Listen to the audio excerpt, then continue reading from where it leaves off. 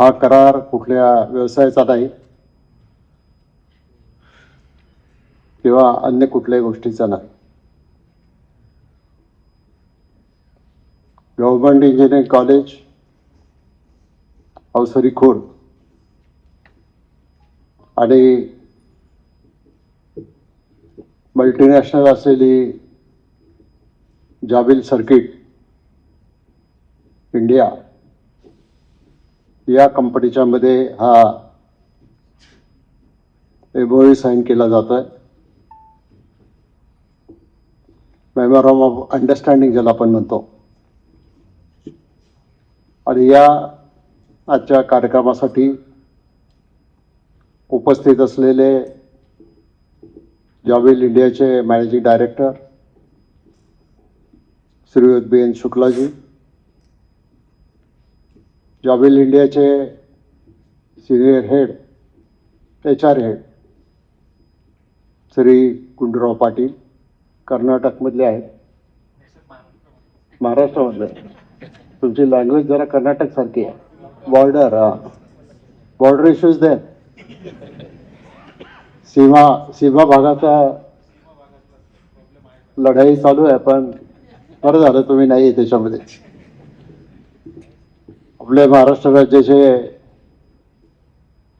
तंत्र शिक्षण विभागाचे joint director doctor Shri Suresh Shri Patil,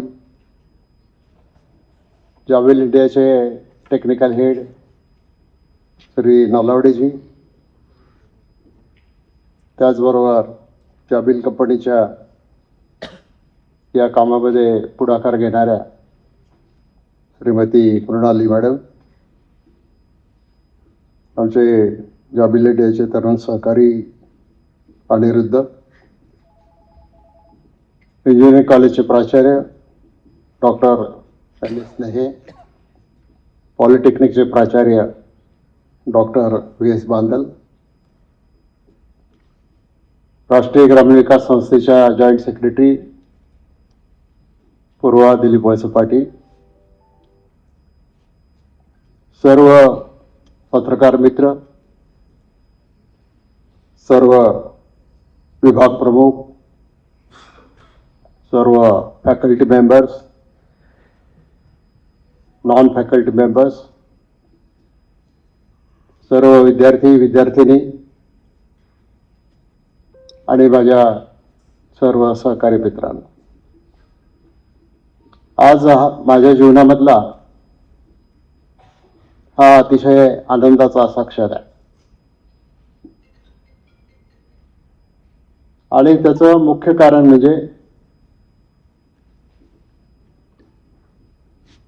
मी ज्या वेळेला या भागामधून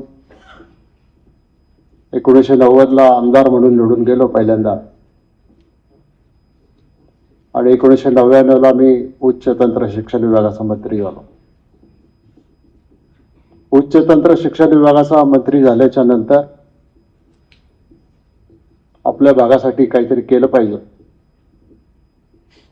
म्हणून आपण गोरेवाडीला ITI सुरू केलं, इथं पॉलिटेक्निक सुरू केलं,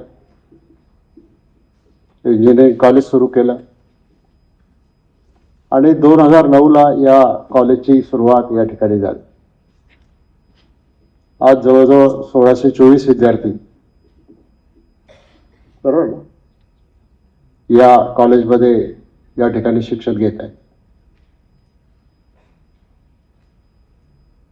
आणि या सगळ्या विद्यार्थ्यांना एक अतिशय उंच अशा तुमच्या अपेक्षा आहेत, तुमच्या आईवडिलांच्या अपेक्षा आहेत. तुम्हाला तुमच्या आयुष्यामध्ये काहीतरी बनायचं आणि त्याच्यासाठी हे गव्हर्नमेंट इंजिनिअरिंग कॉलेज आपण इथं सुरू केलं, पॉलिटेक्निक सुरू केलं. हा कार्यक्रम झाला आणि शुक्लाजीने आम्ही सगळे पॉलिटेक्निकला पण भेट देणार आहोत, तिथल्याही फॅकल्टी बरोबर चर्चा करणार आहोत आणि आजपासूनची एक नवी दिशा घेऊन हे इंजिनिअरिंग कॉलेज आणि पॉलिटेक्निक पुढे जाईल आज जरी पॉलिटेक्निकचा कुठलाही MOU साईन झालेला नसला तरी हल्ली काय होते, हल्ली सगळी मुलं इंजिनिअरिंगला जायचा प्रयत्न करतात.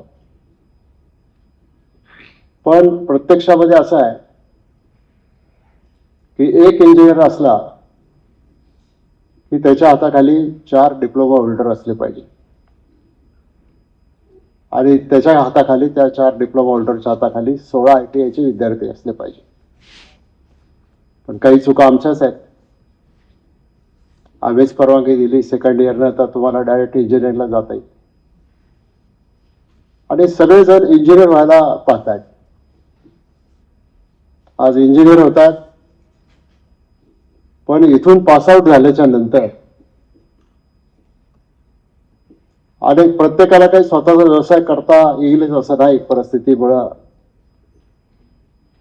सरकारी पॉलिसीजमुळं किंवा अन्य काही गोष्टीमुळं. आणि म्हणून आपली सगळी मुलं नोकऱ्यांच्या शोधामध्ये फिरतायत. आणि आज इंजिनियर झालेली, डिप्लोमा होल्डर झालेली मुलं ही वनवर फिरतायत आणि त्यांना रोजगार मिळत नाही. त्याला कारण 2 आहेत. एक तर आपण सगळ्यांनी आपल्या पर्सेंटेजवर जास्त महत्त्व दिलेलं आहे. 10वीला आम्ही विचार करतो आमच्या शाळेचा निकाल किती टक्के लागला. 10वीला आम्ही विचार करतो मुलांना किती टक्के मार्क मिळाले. मग 30 मुलं 12वीला जातात. आम्ही पुन्हा तोच विचार करतो आमचा किती टक्के निकाल लागला, किती मार्क मिळाले.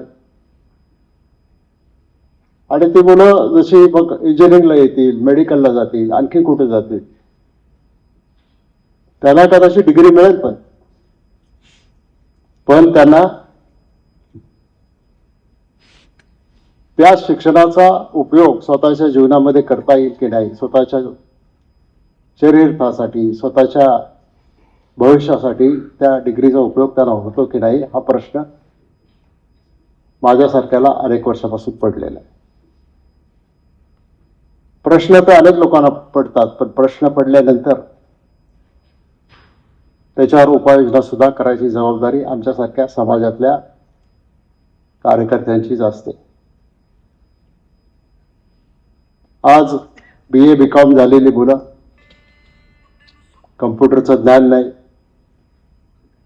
फ्लुएंट इंग्लिश बोलता येत नाही, जनरल नॉलेजचा अभाव आहे, त्याच्यामुळे त्यांना त्या ठिकाणी संधी मिळत नाही. जग कसं बदलतंय याची माहिती आपले विद्यार्थी कुठे घेत नाहीत. सगळं अवेलेबल आहे आता, सोशल मीडियावर पण अवेलेबल आहे. तर सोशल मीडियावर दुसऱ्याच जास्त गोष्टी अवेलेबल सध्या.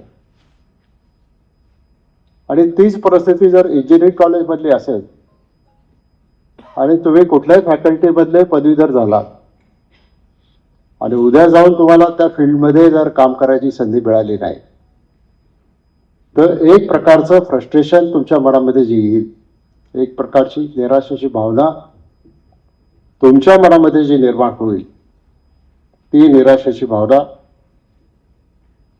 ओव्हरकम करण्यासाठी, त्याच्यावर मात करून पुढे जाण्यासाठी काहीतरी उपाययोजना करायला पाहिजे. मी उच्च तंत्र शिक्षण विभागाचा मंत्री असताना अनेक निर्णय घेतले आणि त्यावेळेला इंडस्ट्री एज्युकेशन इन्स्टिट्यूट टायप अनेक ठिकाणी केलं. चाकणचं जे ITI आहे, चाकणच्या ITIला भारत फौजला पण MOU केला होता. बाबा कल्याणींनी खूप मदत केली आणि खूप चाकणचं ITI खूप चांगलं चाललेलं आहे. गोडेगावच्या ITIला सुद्धा महिंद्रा कंपनीच्या बरोबर आपण करार केलेला आहे. तिथेही चांगलं काम चाललेलं आहे. पण ज्या काही दिवसापूर्वी मी ज्यावेळेला जबील इंडियाचा एक कार्यक्रम होता, त्यांचा एका नवीन विभागाचं उद्घाटन होतं. देशाचे IT मिनिस्टर आणि रेल्वे मिनिस्टर अश्विनी वैष्णव आले होते. महाराष्ट्राचे मुख्यमंत्री होते देवेंद्रजी फडणवीस. मी त्या कार्यक्रमाला होतो आणि ज्यावेळेला शुक्लाजी, गुंडूराव पाटील आणि त्यांचे सगळे सहकारी केंद्रीय मंत्र्यांना, राज्याच्या मुख्यमंत्र्यांना माहिती देत होते,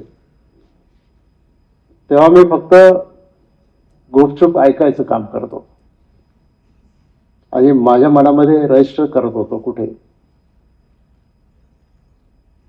झालं तुमचं तो उद्घाटन झालं, तुमचा बिझनेस मोठा वाढेल, आणखीन तुम्ही जगभर एक्सपांड कराल. मला असं वाटत होतं आता तुमची माझी ओळख झालीच आहे,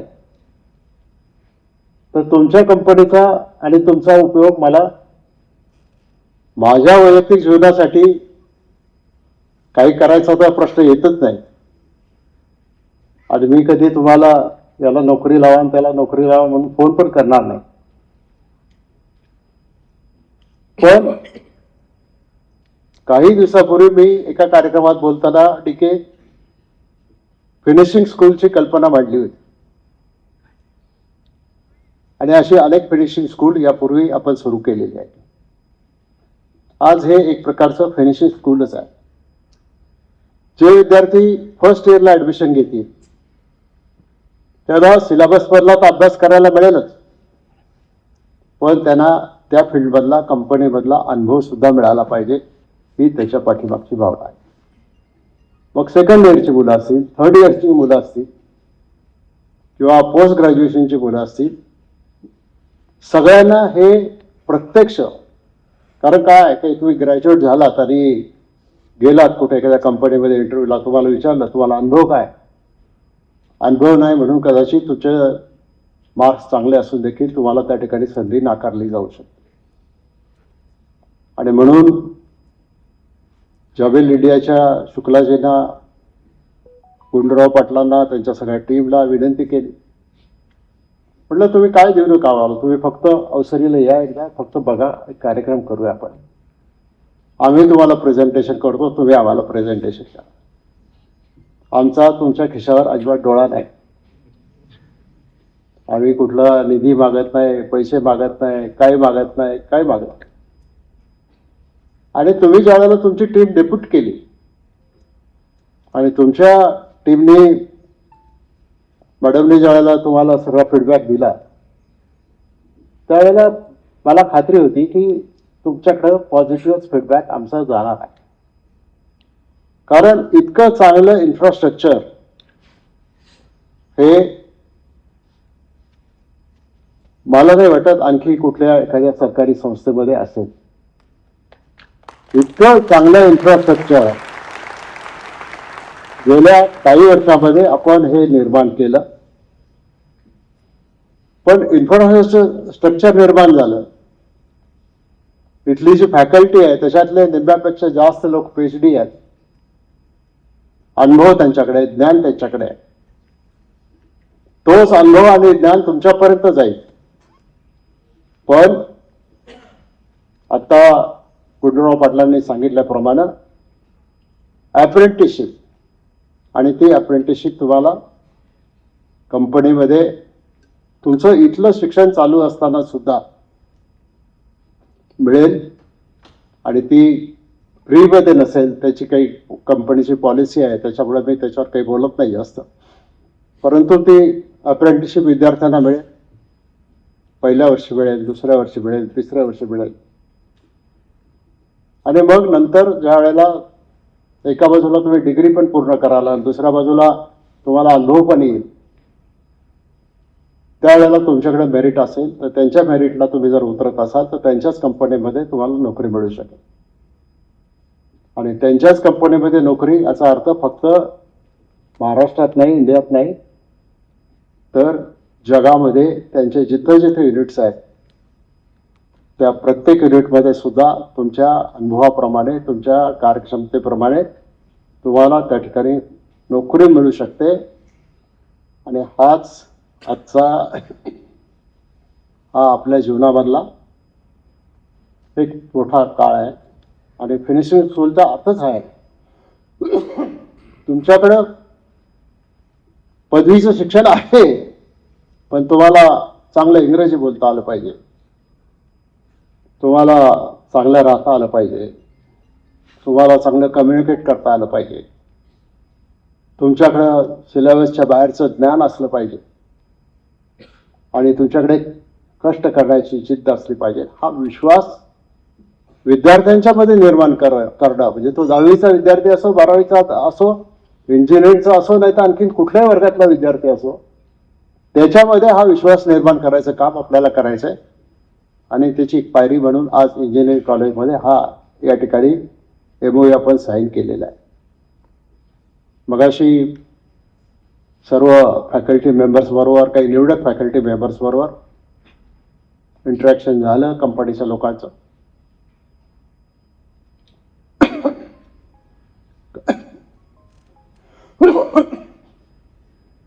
काही फॅकल्टी मेंबर्सनी ही पण इच्छा व्यक्त केली की जसं तुम्ही विद्यार्थ्यांना कंपनीमध्ये एक्सपिरियन्ससाठी नेणार आहात, तसं आमच्या शिक्षकांना, फॅकल्टी मेंबर्सला सुद्धा कंपनीमध्ये एक्सपिरियन्ससाठी तुम्ही नेलं पाहिजे. त्याचा निर्णय शुक्लाजी घेतील. पण हे दुहेरी असतं, म्हणजे फॅकल्टी मेंबर्सनी त्यांच्या कंपनीत जाऊन अनुभव घेणं आणि त्यांच्या कंपनीमधल्या एक्सपर्ट्स लोकांनी कॉलेजमध्ये येऊन आम्हाला परत इथं विद्यार्थ्यांना आणि फॅकल्टीला दोघांनाही मार्गदर्शन या ठिकाणी करणं. या दोन गोष्टी त्याच्यामध्ये अभिप्रेत आहे आणि या सगळ्या गोष्टी आपल्याला करायच्या आहेत. त्याच्यामध्ये खूप कष्ट करावे लागणार आहेत, प्राचार्यांना करावे लागणार आहेत, विभाग प्रमुखांना करावे लागणार आहेत, फॅकल्टी मेंबर्सला करावे लागणार आहेत आणि विद्यार्थ्यांना सुद्धा करावे लागणार. बघा, काही आपल्याकडे एवढं चांगलं इन्फ्रास्ट्रक्चर उभं केलं, पण छोट्या छोट्या गोष्टीवरून आपले मार्क किती मायनस होतात. काल मी स्वतः येऊन गेलो, सगळं सांगितलं, कसा कार्यक्रम करायचा, काय करायचं, स्वच्छता करायला सांगितली. मी आज सकाळी आलो तर गवत तसंच होतं सगळीकडे. शेवटी मीच माणसं लावली आणि आजपासून गवत काढायला सुरुवात केली रस्त्यावर. तेच कॉलेजमधलं पण करू शकतो. आणि याच्यामध्ये शिक्षकांची सुद्धा जबाबदारी पाहिजे की माझा परिसर जो आहे, माझा परिसर स्वच्छ राहायला पाहिजे. आज तुमच्या सगळ्या अख्ख्या कॉलेजमध्ये प्रत्येक दरवाजावर इतके कागद चिटकवून ठेवले, काहीतरी सूचना चिटकवून ठेवल्या, ते कसं क्लीन नीट पाहिजे. म्हणजे मी हे का बोलतो तर मला MD साहब म्हणाले कि इंफ्रास्ट्रक्चर तो बहुत अच्छा है लेकिन थोड़ा मेंटेन करने की जरूरत है. तर जॉइंट डायरेक्टर बसले तिथे, मेंटेनन्ससाठी काही ग्रँट्स द्या. मी शिक्षण मंत्री असताना एक निर्णय घेतला होता, PLA मध्ये जमा होणारी फी ही तुम्ही शासनाकडे पाठवायची नाही. ती फी तुम्ही प्राचार्यांच्या अधीनस्थ ठेवायची आणि त्यांनीच ती तिथंच खर्च करायची. मला माहित नाही आता तो निर्णय कंटिन्यू आहे का नंतर बदलला गेलाय, काय आहे कंटिन्यू का बदलला गेला? बदलला. कोणालाच आपला अधिकार सोडायचा नसतो. कमरेच्या चाव्या जशी सासू सुनेला देत नाही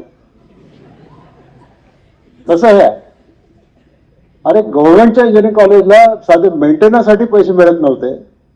एक निर्णय केला की PLA ची ग्रँट आलेली विद्यार्थ्यांच्या फीची तुम्ही, आता पद्धत काय आहे की आधी तुम्ही जमा करा, तुम्ही शासनाकडे वर्ग करा, मग तुम्हाला लागेल तेव्हा तुम्ही परत रिक्वेस्ट करा आणि मग त्यांच्या पाय पडत बसा. हे या शिक्षण संस्थांना भोगायला लागू नये म्हणून मी तो निर्णय त्यावेळेला केलेला होता आणि PLA मधले सगळ्या ग्रँट त्या प्राचार्यांच्या अधीनस्थ ठेवण्यात आलेल्या होत्या. त्याच्यामुळं अधिक चांगलं काम त्या काळामध्ये होऊ शकलं. पण ठीक आहे, तो आपला इंटरनल प्रॉब्लेम आहे. इन नटशेल मला तुम्हाला एवढंच सांगायचं, प्रिमायसेस, अंतर्गत प्रिमायसेस, क्लासरूम्स क्लीन आणि नीट असल्याच पाहिजेत, वेल सेटअप असल्याच पाहिजेत. सगळ्या सुविधा निर्माण केल्या. कोणी आलेला तिसरा माणूस जो आहे त्याचं बघितल्या क्षणी तुमच्यावर प्रेम बसलं पाहिजे. मुलांचं कसं होतं, बघितलं की लगेच बसतं प्रेम, पण त्याच्यासाठी पुढं कष्टही करायला लागतं. प्रेम करायचं तेव्हा करा, आता शिक्षण घ्या, अनुभव घ्या. हे सगळे लोक आपल्या बरोबर आहेत आणि तुमचं भवितव्य उज्ज्वल आहे. आणि तुमचं भविष्य उज्ज्वल करण्यासाठी माझ्यासारखा कार्यकर्ता रात्रंदिवस काम करतोय, तो करत राहणार आहे आणि तुमच्या जीवनामध्ये एक आनंदाचा चमत्कार घडवणार आहे, एवढंच आपल्याला सांगतो आणि या ठिकाणी मी थांबतो. धन्यवाद. पुन्हा एकदा शुक्ला जी, आप यहाँ पर आ गए. I heartily welcome you here, and I'm very much thankful to your company and to all your management for accepting our request. And I think we have to travel a lot, and we'll travel together with our hands together. And once again, I thank you for coming here and accept your request. Thank you very much. Bye. तुमचा flat, घर, बंगला, व्यापारी गाडे, दुकान, जागा, शेतजमीन, plots विकायचे आहेत का? विकायचे असतील तर आजच आमच्याशी संपर्क साधा. स्थावर मालमत्ता खरेदी विक्रीसाठी आंबेगाव तालुक्यातील विश्वसनीय नाव म्हणजे सीता प्रॉपर्टीज. आमची वैशिष्ट्ये: जलद व्यवहार, तुमच्या प्रॉपर्टीजची योग्य किंमत, मालक व ग्राहक यांच्यात समोरासमोर पारदर्शक व्यवहार. आमचा संपर्क 7972 82 24 33 व 80 10 25 09 54.